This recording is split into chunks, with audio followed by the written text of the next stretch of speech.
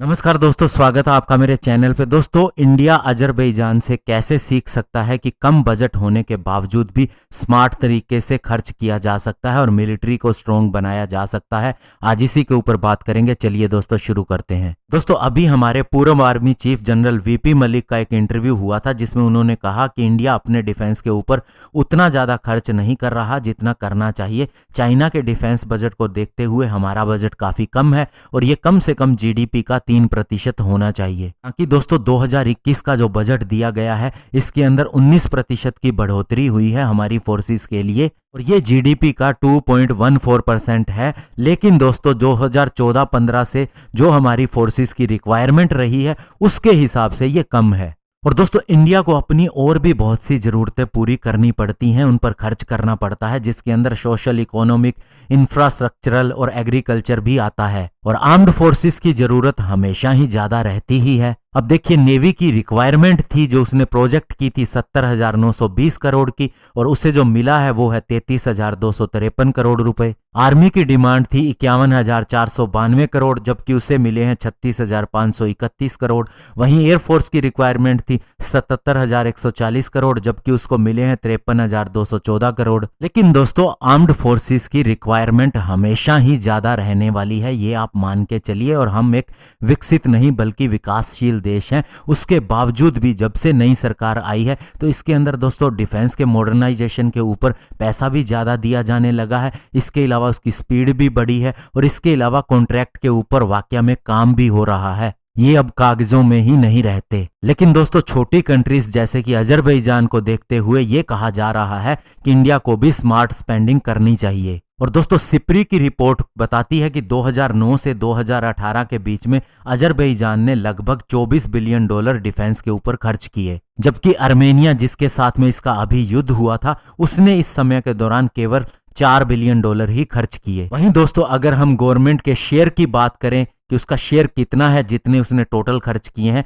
तो उसके अंदर आर्मेनिया ने ज्यादा खर्च किए थे। अगर 2018 में गवर्नमेंट स्पेंडिंग की बात करें तो आर्मेनिया ने 21% मिलिट्री को दिए जबकि इसकी 1/4 पॉपुलेशन पॉवर्टी से जूझ रही है। वहीं अजरबैजान ने, जिसको कि ऑयल रेवेन्यू भी काफी ज्यादा मिलता है, 11% खर्च किए। अब दोस्तों, अजरबैजान ने स्मार्टनेस क्या खेली, उसने अपनी जरूरतों को डाइवर्सिफाई कर दिया, यानी कि अलग अलग तरह के इक्विपमेंट अलग अलग जरूरतों के हिसाब से खरीदे। जबकि आर्मेनिया ने बड़ी चीजें खरीदने पर फोकस किया, वो भी रशिया से। और अजरबैजान अपनी प्रोक्योरमेंट तुर्की और इसराइल से करता रहा। अगर हम 2015 से 2019 की बात करें तो अजरबैजान की मिलिट्री का जो पार्टनर सबसे बड़ा रहा वो इसराइल था, जिसका शेयर 60% था, रशिया का 31% और तुर्की का 3.2% और बाकी का 5.8% इसने यूक्रेन, बेलारूस, पाकिस्तान और चाइना से हासिल किया। तो इसका मतलब ये है कि इसने कई तरह की चीजें कई देशों से खरीदी, जिसमें दोस्तों